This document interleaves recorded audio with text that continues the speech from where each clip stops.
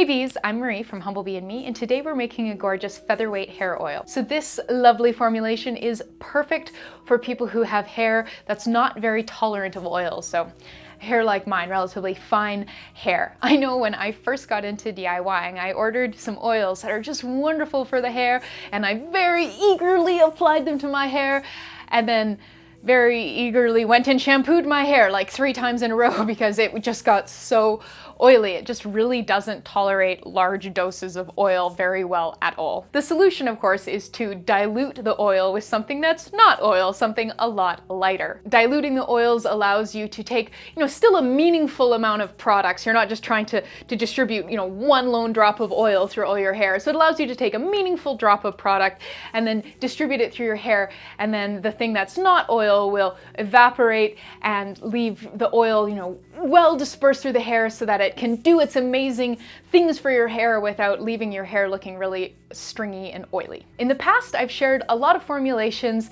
that use water for this diluting, but today I am trying something a little different, a little new to me. Today we are diluting the oil with 2 very volatile or fast evaporating thin liquids that are oil soluble. So because they're oil soluble, we don't have to worry about emulsifying oil in water, and we also don't need a preservative. If you have read the ingredients in some store-bought hair oils, you've probably seen these ingredients before. They are Cyclomethicone, which is a very lightweight, fast-absorbing silicone, and Isododecane, which is again a wonderfully fast evaporating, really lightweight liquid. Not only do these liquids evaporate really quickly, allowing us to disperse small amounts of oil through large amounts of hair, but they also have gorgeous, gorgeous sort of skin feel and hair feel. It's just mwah. If you want to learn more about these ingredients and check out some other formulations that use them from some suppliers, make sure you're checking out the blog post linked in the description box below. Neither cyclomethicone or isododecane are considered to be natural, so if naturalness is important to you, this is not the formulation for you. But I do have other formulations that might appeal to you, and so I have linked some of those in the blog post, also linked in that description box below, so please make sure you're checking it out. I figured we could do a little bit of a use demo. I'm not sure how well it's going to come across on camera, but hey, it's worth a try. So I'm going to take a few drops of the hair oil in my palm, I'm going to spread them around, and then I can kind of use that to smooth down my hair, tame any flyaways from it being so dang dry and staticky here. Yeah.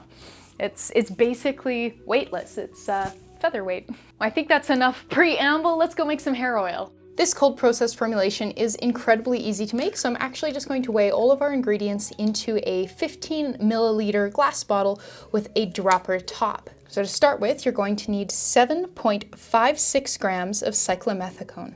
Up next is 3.75 grams of isododecane, and those 2 ingredients create our really lightweight, fast evaporating base. So now we can start adding some heavier things, some oils, and some less volatile silicones. So the first one I am including is Dimethicone 350 at 0.125 grams, and since the scale only does 2 decimal points, we'll be aiming for 0.12 or 0.13.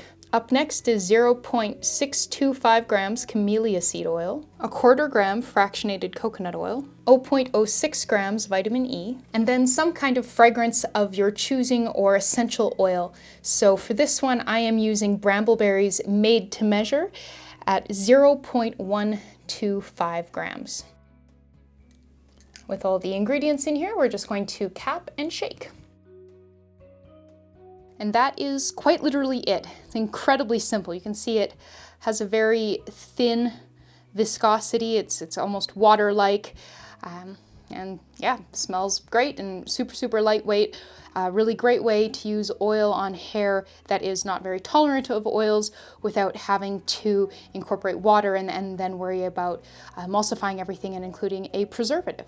But yeah, so there we go. A gorgeous featherweight hair oil. Thanks so much for watching. Please subscribe, and please make sure you are checking out the associated blog post for this DIY, which is linked in the description box below. There's a ton more information there. Thank you so much, and I'll see you next time.